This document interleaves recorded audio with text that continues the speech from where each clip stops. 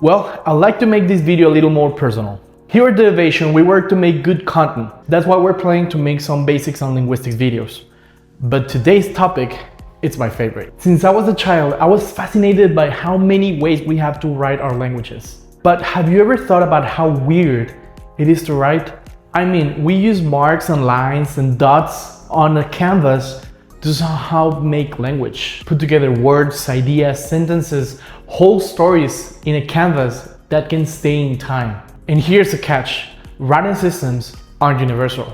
You need to be taught within a language how to use the system, how to read it. And of course, you have to understand the language that it represents. Writing systems, they are easily perceptible. Often visual, but not always, remember Braille. What matters is that symbols are easily perceptible through a sense, usually sight or touch. They also have roles, a structure, the way that symbols combine, alongside how the symbols are created. This is usually linked with the instrument used to write the system. That's why systems tend to change, because we change the instrument we use to write it. And most importantly, they go against one of the properties of oral and sign language: rapid fading. Writing systems were created to represent language and endure through time. And today I want to dive into how we classify writing systems, what linguists call the typology of writing systems. At the core, writing systems differ on what they represent. Some represent words, some represent syllables, and some break it down to individual sounds. So when we classify writing systems, we start by asking, what is each symbol standing for? Let's start with home. Alphabets, the one that probably most of us know. Latin, Greek, Cyrillic, all of them try to represent both consonants and vowels in equal ways. These three are the most well-known alphabets today, but there are many more, like the Hangul script used in Georgian, or the Armenian script. In these systems, the graphemes, the smallest unit in a writing system, represent just one sound. And these representations vary depending on the language. Take the letter C, for example. In English, it can sound K as in cat, S as in scent, or sh as in ocean. In Spanish, we can add the sound th as in cocer, to cook. In Fijian, we can add the sound the as in diwa, number 9. Or even some compound sounds, like in Czech co, which means what, or Italian ciao, goodbye or hello, depending on the context. So even if it's the same system and we only have one letter, it's depending on the language, the sound it would represent. And it can represent even more than one. And talking about a symbol representing more than one sound, now we can move to syllabaries. In here, each grapheme stands for one syllable, and it's usually a consonant-vowel combo. A great example, Japanese kana. Both hiragana and katakana are this type of system. In here, it's not about individual sounds, but the whole syllable that matters. Let's take a look at the first row of kanas for this example. This sounds like ka, ki, ku, ke, ko. We usually would use two characters to represent one of these syllables. In Japanese kana, you only use one. Ka, ki, ku, ke, ko. Ka, ki, ku, ke, ko.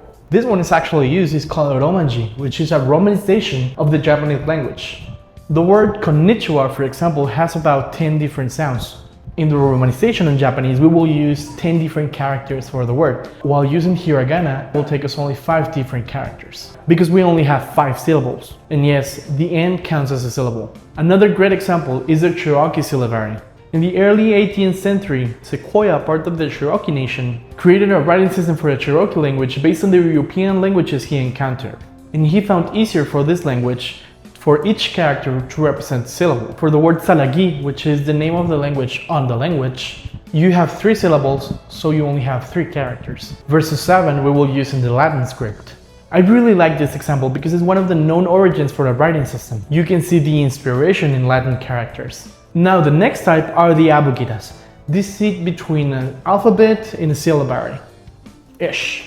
Consonants are the base symbols and the vowels go as modifications around it, like little marks, diacritics, or even shaping the letter a little. For example, in Hindi, they use Devanagari, a variation script where the consonants have a vowel for default, a, but with modifiers, you can change that vowel into another one. Here we have ka, but if we add this, now we have ki, or ku. One consonant, different vowels, and so on. Another really clear and good example is the Cree syllabaries in Canada.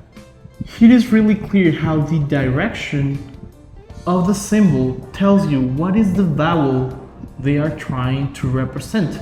And even they have a little mark for what we also have marks in here.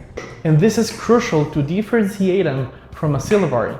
While in the syllabary, there's no correlation on how the symbols are represented. They just are. And in here, you have a system that tells you what is what.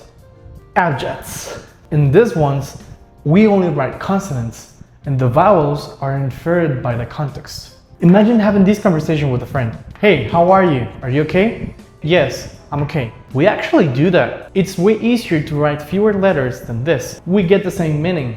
Abjads work like this, but with more structure. Take the root in Arabic, katab, for example. Katab. Katab.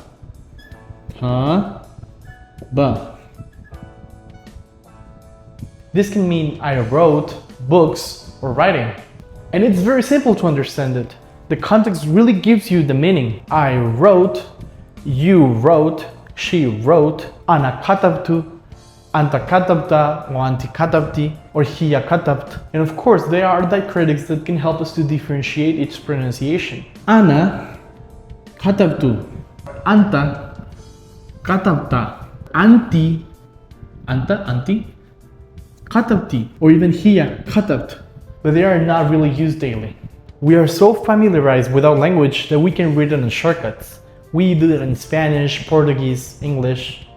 But for languages like Arabic or Hebrew, it's their standard. Now things get more systematic with featural systems. Their difference is that they represent how the sound is produced.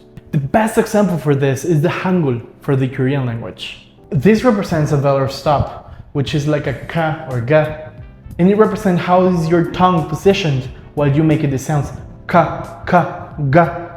It is on the back part of the roof of your mouth. Here is more clear. Now with the sound n, for example, our tongue touches the roof on the front part of our mouth, making this shape. The n sounds represents our mouth closed. And so on without letters. The shape tries to mirror how the mouth acts, but sound isn't the only thing a system can represent. Logographic systems. These are one of the oldest and more complex systems. Each symbol stands for the word or a morpheme, a meaningful unit of a language. Not just a sound, but a meaning. The most famous example are the Chinese characters. The character for tree was once a drawing of a tree. Over time, it's standardized as this. Now, one of these alone, the meaning is tree. But if we add one to the side, this means forest. And if we add another one, means big forest. And each one has different pronunciations, which I'm not going to attempt because I'm not good at tones. But it's 木林森 how are they all pronounced differently? Historically, in China, there are a lot of languages, not only Mandarin and Cantonese, but way more. So instead of just writing the way that they pronounce things, they write the meaning of the things. So no matter what is your language, you know what this means. Think of it as this symbol that we all know how to pronounce. In English, we say and, in Spanish, we say y, in German, you say und, or in French, you say it. Depends on your language, how will you pronounce this character. It is the same, but with all the words. This is a star. Okay, I had another example, but I have a better one now. Think of a star and a fish. Together, they make starfish, like Patrick. Starfish. But what if you wanted to write a name? You cannot draw me physically on the system because it's closed. Okay, a closed system means you only have a set number of symbols to work with, and you can just invent new ones. Everything you want to write has to be expressed using the same limited group. Now let's go back to how to write a name. Now if you wanted to write a name, you only take account the sound of that character in your language, and the context will help you with it. My name is Josu, so you will say 你好，我是Josu. It's like if you said, hello, my name is Star. You know how to pronounce this, even though I'm not physically a star in the sky. Another great example is the Sumerian cuneiform, one of the earliest systems we have record of. A star-like shape meant heaven, but also meant God. And also there's a Mayan script, where some characters represent words and other syllables. And also these syllables are compound of other characters. So logographic systems can blend meaning and sound. And that's what makes them very rich and very demanding to learn. Is that it? Not at all. Not every system fits perfectly into one category. The Japanese language uses 3 different systems and combine them. Kanji, which is logographic, and the hiragana and katakana, which are syllabaries. Watashi no namae wa Hosu desu. And they have rules for when to use each. Not to mention, kanas also have symbols that tell us if a sound is voiced or unvoiced, which is a feature for a featural system. Writing systems also represent history. Spanish, for example, was once written in the Arabic writing system because there was a time where Arabs ruled on Spain. The Vietnamese language used to have Chinese characters as writing, but later they switched to a Latin-based script with tone markers. And as I mentioned, the Mayan script is a complex combination between a logographic system and a syllabary at the same time. Also, just because something is alphabetical doesn't mean it's phonetic. One phoneme, one character. Take English, for example. How do you pronounce this word? Writing doesn't always line up neatly with pronunciation. So, why do writing systems matter? Because they show us how languages adapt, how cultures evolved, and how we record thought. They tell us about cognitive load, how people learn to write, how people learn to read, and how to design systems that fit language. Not just for oral languages, but also for sign languages, or senses like Braille for touch, or even constructed languages like Tolkien's Tengwar or Klingon. Writing systems are more than just letters. They are cultural technology, history in motion, and language made visible. If you found this breakdown interesting, there's way more to explore. So hit that subscribe button, leave a comment in your native writing system, and let's keep decoding the world of language together. Bye!